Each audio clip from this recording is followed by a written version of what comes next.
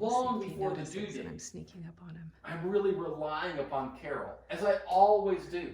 She is my partner in everything that I create.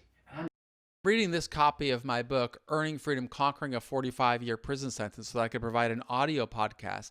This tells the story of my entire journey through prison, getting married to Carol, and really building our life. And apparently, I woke Carol up this morning while I was reading, and she heard me talking about our marriage and about our journey through prison and the life that I promised to build for her.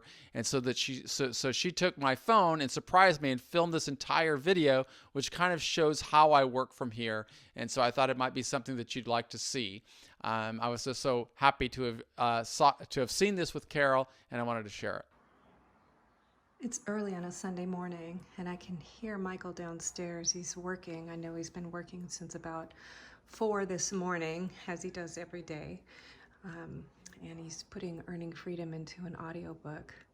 And as I listen, I remember the moments that he's reading about like they were yesterday.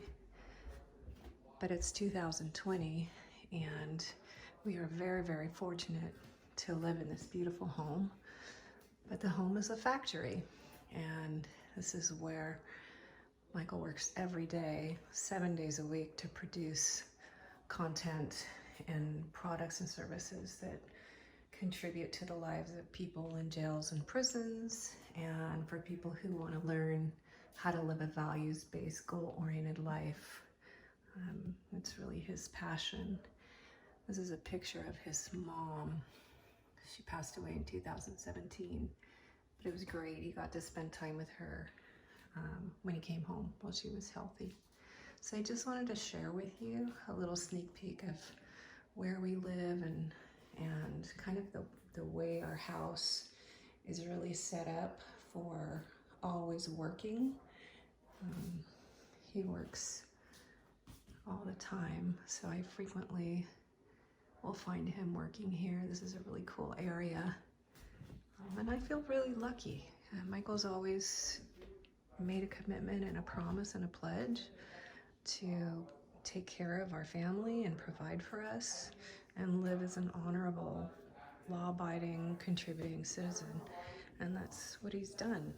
And the outcome of that hard work is that we do get to live in a beautiful house like this, but you can see there's cameras here. So our living room is frequently a studio. These are professional grade cameras that he uses to film.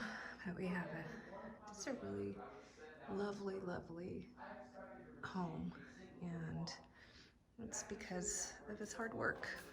And I wanted everyone to see what happens and what can come from a commitment to always doing your best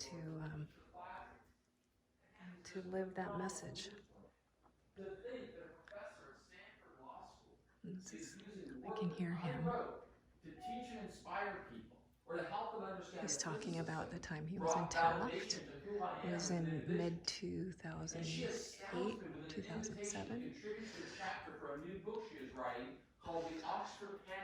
If you listen, you can hear what he's reading. It's a new book that she's co-authoring with Kevin Reitz, a law professor from the University of Minnesota. Professor Peter Celia is one of the nation's most sneak up on him. I hijacked his phone. He doesn't know that I'm doing this. Sometimes we film outside. Legislators and other government leaders from Nice across the backyard. United States seek her counsel. And as one of This house has a very nice flow, and it works well for what we use for. You can tell that what would normally be a dining room is also part of the factory. Her invitation to publish alongside her leaves me amazed and deeply honored. I set to work at once, eager to finish the chapter long before to do that. I'm sneaking up on him. I'm really relying upon Carol, as I always do. She is my partner in everything that I create.